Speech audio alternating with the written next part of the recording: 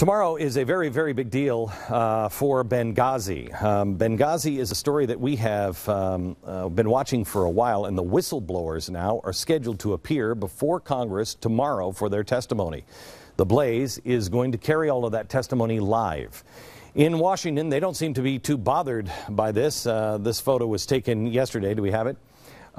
They're still denying any wrongdoing, and at the same time, he's got to take some more golf.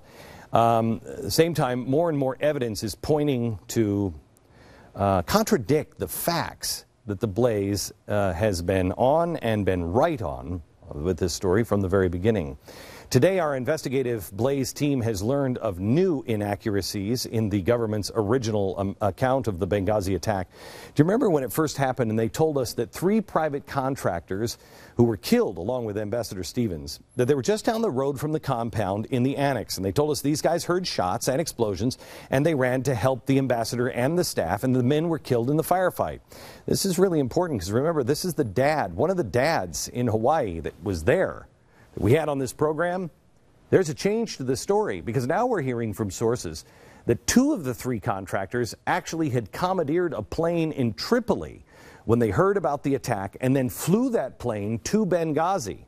We're also hearing that there was a security detail of approximately 15 men inside the compound at the time of the attack, and they were ordered to stand down and evacuate. This group had to fight their way out of the compound and make their way to the CIA annex down the road, where they waited for more than 20 hours to be transported out of the area. Is this a conspiracy, media?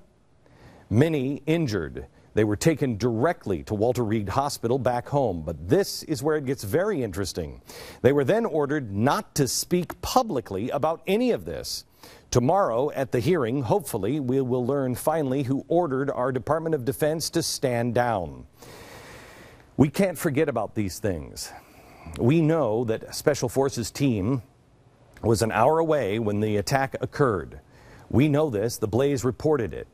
We have this as an exclusive story, at least it was exclusive this morning when I came on the radio to explain it. They had been on the scene before the second attack on the compound if they would have been allowed to go. This is all going to surface during the hearing, we hope. We hope. What I can tell you right now is we have sources confirming that there was a stand-down order given to the Special Forces team. This will confirm that our government has been lying the entire time. Doesn't that vindicate what the Blaze has been saying since September? Doesn't that vindicate you? Or will the media and Washington and everyone else just cover up? Here's some more evidence. According to a new article in the Weekly Standard, a 35-year-old kid named Ben Rhodes is largely responsible for diverting the blame away from the Islamic terrorist after the attacks on the Benghazi consulate.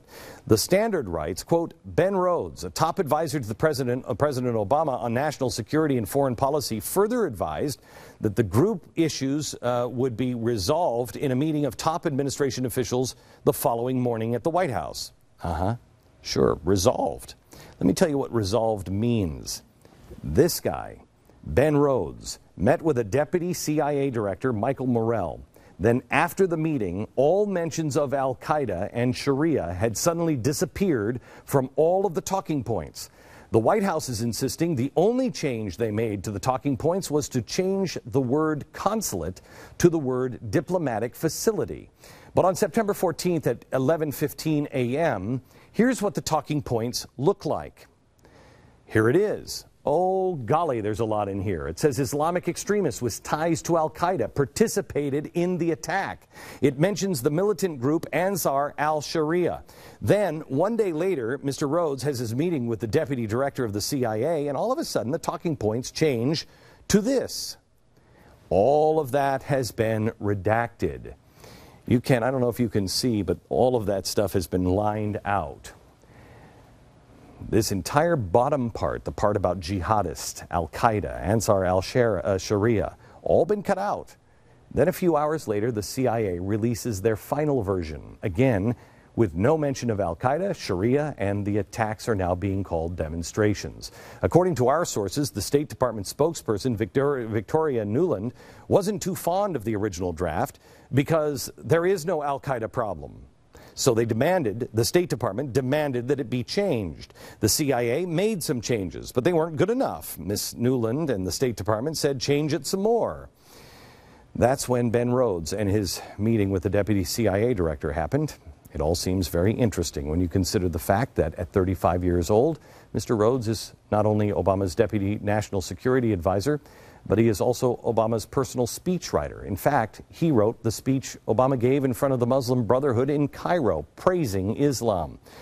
But more interesting is the fact that just a few years ago, he got his master's degree in fiction writing from NYU.